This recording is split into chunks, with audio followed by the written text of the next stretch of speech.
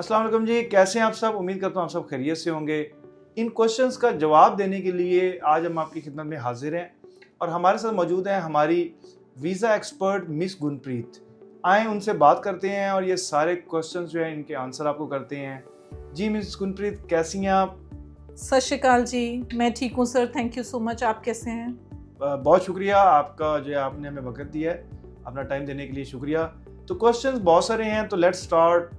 जो है ना 5-6 क्वेश्चंस हैं जिनके आंसर जो है वो ऑडियंस हमारी जो है चाहती है। तो बात करते हैं आज कनाडा विजिट वीज़ा के बारे में, क्योंकि मोस्टली जो क्वेश्चंस हैं वो कनाडा विजिट वीज़ा के बारे में है। तो आप हमें ये बताएं कि विजिट वीज़ा क्या है और ये क्यों चाहिए होता है? बिल्कुल सर, जैसे आपको पता है, हम अगर किसी भी कंट्री में ट्रैवल करना चाहते हैं तो हमें एक ऑथराइजेशन चाहिए होती है। जो गवर्नमेंट से ऑथराइजेशन होती है उसी को हम वीज़ा कहते हैं। जब कोई एज अ टूरिस्ट जाता है, मींस किसी अगर घूमने के पर्पस के लिए जा रहे हैं, तो वो जो वीज़ा अप्लाई करते हैं वो टूरिस्ट वीज़ा होता है। जब आप अपने किसी रिलेटिव से मिलने जाते हैं तो वो विजिट वीज़ा होता है। बट थैंकफुली कनाडा में ऐसे सेपरेट कैटेगरी नहीं है, सबको वो TRV के अंडर ही कैलकुलेट करते हैं, मींस टेम्परेरी रेजिडेंस वीज़ा, उसके अंदर ये सारी ऑप्शंस आ जाते हैं, टूरिस्ट वीज़ा भी, विजिट वीज़ा भी। कि जो बेसिकली टूरिस्ट वीज़ा कनाडा का जो है विजिट वीज़ा या टूरिस्ट वीज़ा है, इसके लिए कौन एलिजिबल होता है? सर, कोई भी जिनका भी पासपोर्ट वैलिड है वो इस वीज़ा के लिए एलिजिबल हैं। कनाडा वीज़ा अप्लाई करते हुए, क्योंकि आपको पता है वो एक हाई कंट्री है, मीन्स जो टॉप 5 कंट्रीज़ हैं उसमें कनाडा आता है। तो ऑब्वियसली आपकी अगर थोड़ी सी ट्रैवल हिस्ट्री हो तो बेटर है। बट वैसे हमने देखा है, हमारे अभी सर पिछले मंथ ही वीज़ाज़ आए थे, जो एक कपल का वीज़ा था और ब्लैंक पासपोर्ट पे हमने देखा था, उनका ब्लैंक पासपोर्ट था, कहीं भी ट्रैवल नहीं थे और उनका भी वीज़ा हो गया था। तो टेक्निकली सब लोग ही इसके लिए एलिजिबल हैं, सिर्फ आपको राइट गाइडेंस की ज़रूरत होती है। जी, तो जैसा कि आपने जाना कि कौन एलिजिबल होते हैं, हम अगला क्वेश्चन पूछ लेते हैं। तो अगला क्वेश्चन ये है कि क्या इसके लिए एजुकेशन होना भी ज़रूरी है कनाडा का विजिट वीज़ा होने के लिए, कि इवन एजुकेशन नहीं भी है, जैसे हमारे भाई पाकिस्तान से फॉर्मर हैं, तो क्या वो भी एलिजिबल होते हैं इसके लिए? बिल्कुल सर, क्योंकि ये टूरिस्ट वीज़ा, विजिट वीज़ा है, तो इसमें एजुकेशन का कोई लेना देना नहीं है। ऐसी कोई रिक्वायरमेंट नहीं है कि आपको एक सर्टेन लेवल ऑफ स्टडीज़ होनी चाहिए तभी आप अप्लाई करेंगे। स्टडीज़ का इससे कोई लेना देना नहीं होता है। और जो लोग फार्मर होते हैं, इट इज़ लाइक कि वो अपनी फसल जब बेचते हैं तो उसके कुछ डॉक्यूमेंट होते हैं, वो हर कंट्री में अलग अलग प्रोसेस होता है। जैसे इंडिया में J फॉर्म होता है, तो आपको सिर्फ उससे रिलेटेड अपनी इनकम का प्रूफ शो करना है। तो आप जो काम कर रहे हैं उसमें आप जो सेल करते हैं उसकी इनकम कहाँ से आती है, उसके रिलेटेड सिर्फ अपने डॉक्यूमेंट अप्लाई करने हैं। बाकी ऐसा कुछ नहीं है कि जो लोग पढ़े नहीं हैं या सर्टेन लेवल ऑफ एजुकेशन नहीं है तो वो अप्लाई नहीं कर सकते, ऐसा बिल्कुल नहीं है। Question number 3।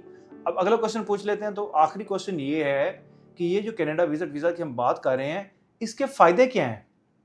सर, सबसे बड़ा फ़ायदा तो कनाडा का वीज़ा का ये फ़ायदा है कि वो 10 साल के लिए वैलिड है। मतलब 10 ईयर मल्टीपल एंट्री वीज़ा मिलता है। या तो 10 साल का मिलता है या आपके पासपोर्ट वैलिडिटी से 1 दिन कम का वीज़ा मिलता है। तो क्योंकि लॉन्ग वैलिडिटी का वीज़ा है, मल्टीपल एंट्री है, तो इट मीन्स आप बहुत बार ट्रैवल कर सकते हैं। आप जब ट्रैवल करते हैं आपको 6 महीने का स्टे मिलता है। और सर, आजकल जो सिचुएशन चल रही है, मतलब मेन तो रीज़न ये है कि अगर आपके पास कोई वीज़ा वैलिड होगा तो एटलीस्ट कहीं भी आप हैं पूरी दुनिया में और सिचुएशन अगर ख़राब होती है, एटलीस्ट आपके पास एक ऑप्शन है कि आप इमीडिएटली ट्रैवल कर सकें। जहां आप रह रहे हैं वहां से आप कनाडा मूव हो सकते हैं शॉर्ट नोटिस पे। अच्छा, सही है। और अगला सवाल पूछते हैं। तो अगला सवाल ये है कि ये बताएं कि जब वीज़ा मिल जाता है तो क्या फ़ॉरेन ट्रैवल करना ज़रूरी है? मतलब ये कंपल्सरी है कि मुझे फ़ॉरेन जो ट्रैवल करना होता है? नहीं नहीं सर, बिल्कुल ऐसी कोई रिक्वायरमेंट नहीं है, क्योंकि वीज़ा ही आपको इतनी लंबी ड्यूरेशन का मिला है। उसका मतलब ही है कि आपको जब रिक्वायरमेंट हो आप तब ट्रैवल करें। बट ये हमेशा एडवाइजेबल है कि आपको जब वीज़ा मिलता है तो आप अगले 2-3-4 महीने में ट्रैवल कर लें, ताकि आप एक ट्रैवल हिस्ट्री अपनी बिल्डअप करेंगे। और कनाडा वीज़ा जब आपके पास होता है तो ही आपके पासपोर्ट की वैल्यू बहुत इंक्रीज़ हो जाती है। जब आप ट्रैवल भी कर लेते हैं तो आपके पास बहुत और वीज़ाज़ के रास्ते खुल जाते हैं। उसके बाद आप और वीज़ाज़ अप्लाई करेंगे तो कंपैरेटिवली आसान हो जाएगा आपके लिए वीज़ा लेना। तो जिन लोगों की पहले रिजेक्शंस हैं, जिन्होंने पहले कहीं प्रीवियसली अप्लाई किया है और उनकी रिजेक्शंस हैं, कनाडा वीज़ा रिजेक्ट हुआ है, तो उनके लिए हम GSR कंसल्टेंट जो हैं वो क्या हमारे पास ऐसी हम लोग उनको ऑफर कर सकते हैं कि तो रिजेक्शन वाले लोगों के लिए क्या आंसर है हमारे पास?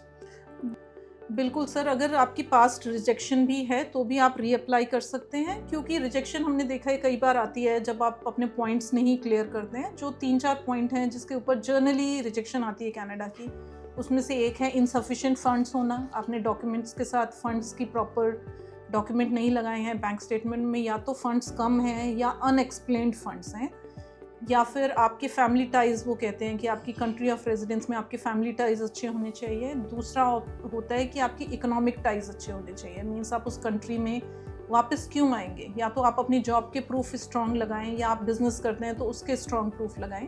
तो हमने बहुत बार ऐसे केसेस में वीज़ा हासिल किया है जबकि पहले क्लाइंट के पास 2-2, 4-4 रिफ्यूज़ल्स थी। रिफ्यूज़ल होने का मतलब ये नहीं है कि आपका दोबारा वीज़ा नहीं आ सकता, पर इसका मतलब ये ज़रूर है कि आपको एक एक्सपर्ट की गाइडेंस लगेगी। हम हमेशा पहले आपके पुराने रिफ्यूज़ल पे काम करेंगे, पॉइंट्स को क्लैरिफाई करेंगे कि क्यों पिछली बार रिफ्यूज़ल आई थी, उसकी जस्टिफिकेशन देते हुए दोबारा वीज़ा अप्लाई करेंगे। और हमें पूरी उम्मीद है कि जैसे हमारे बाकी क्लाइंट्स को वीज़ाज़ मिले हैं, आपको भी पॉजिटिव रिजल्ट मिलेगा हमारे साथ। अच्छा, तो इसका मतलब ये हुआ कि बेसिकली प्रोफेशनल गाइडेंस और प्रॉपर जो स्ट्रॉन्ग फाइल प्रिपरेशन है वो हमारी एक्सपर्टीज़ हैं, और इसी वजह से हमारे जो सक्सेस रेट है वीज़ा अप्रूवल की वो बहुत ज़्यादा हाई है। बिल्कुल सर, देखिए कोई भी क्लाइंट जब अपने डॉक्यूमेंट्स हमें प्रोवाइड करते हैं तो हम हमेशा उनको गाइड करते हैं। एक तो हम हमारा सारा प्रोसेस बहुत ही ट्रस्टवर्दी और बहुत ही ट्रांसपेरेंट रखते हैं।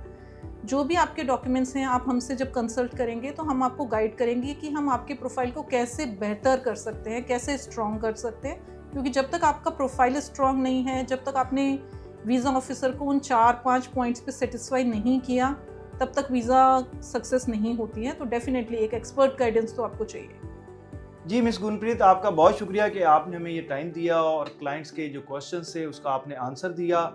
तो अगर आप भी ये फ्री कंसल्टेशन हासिल करना चाहते हैं कनाडा विजिट वीज़ा के लिए, तो आज ही GSR कंसल्टेंट से रब्ता करें। बहुत शुक्रिया। सत श्री अकाल जी।